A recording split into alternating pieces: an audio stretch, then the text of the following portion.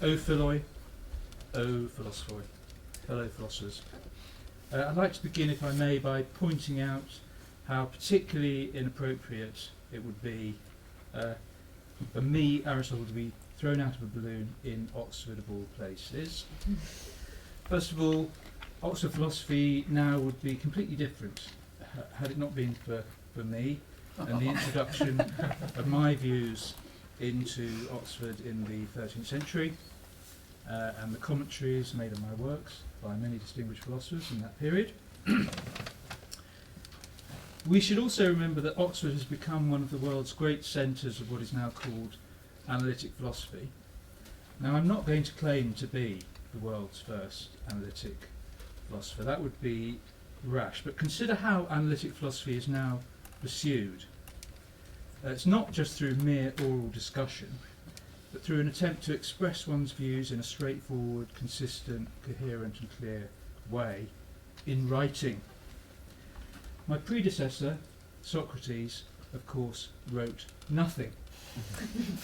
Now, I admit he did have some influence on my mentor, Plato, but despite Plato's brilliance, he wrote not what we would now call works of philosophy, but plays with a philosophical theme. And in fact, I wrote some of those myself, but I was the first significant philosopher to write what we would now call philosophy. Now consider how much I wrote. I was any faculty REF coordinator's dream. Over my career, I turned out over 200 treatises, ranging from the ones you probably already know, the metaphysics, the physics, on the soul and so on, to some you may not, such as on plants, on magnets, and on the River Nile. I wrote on, here I have to consult my notes, logic, language, art, law, politics, psychology, physiology, natural history, including zoology, biology and botany, chemistry, astronomy, mechanics, mathematics, space and time, knowledge itself, and the list goes on. As Jonathan Barnes, late of this parage, in his excellent OUP very short introduction, said of me, he bestrode antiquity like an intellectual colossus. No man before him had contributed so much to learning.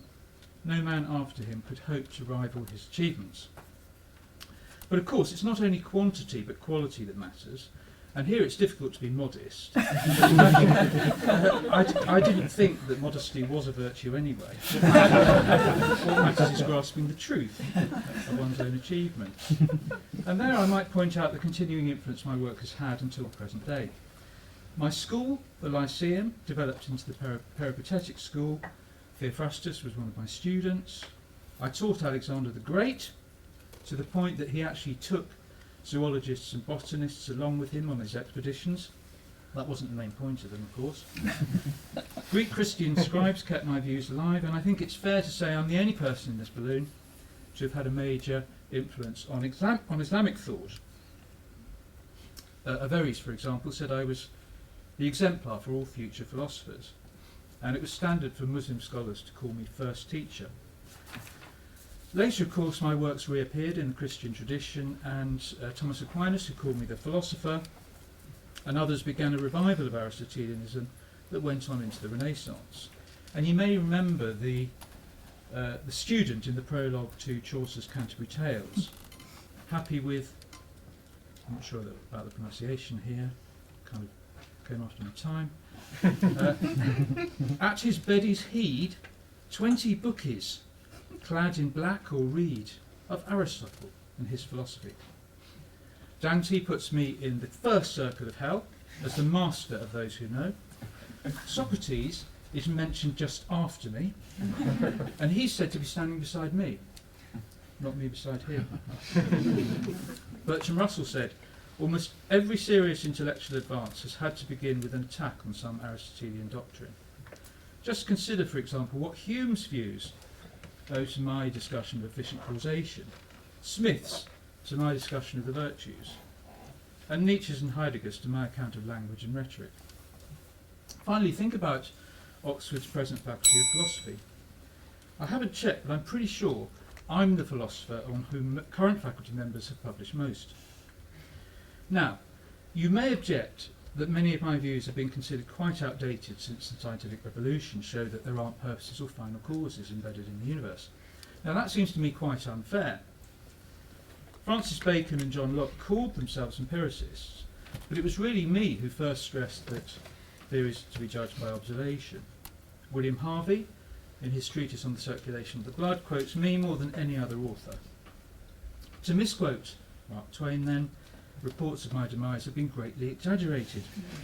Indeed, I'm very much intellectually alive. Think about my Nicomachean Ethics, central to the recent revival of virtue ethics, and still a very popular set text in the Oxford Classics and Philosophy syllabuses. Towards the end of that work, I discuss the relation of intellectual activity to happiness, and point out that if the intellect is itself divine, the life in accordance with it will be the most divine available to us. We should, I suggest, so far as we can, make ourselves immortal. That is, make ourselves gods by doing philosophy. I'm not asking you to make me immortal, I'm just asking you to keep me in this balloon. Thank you.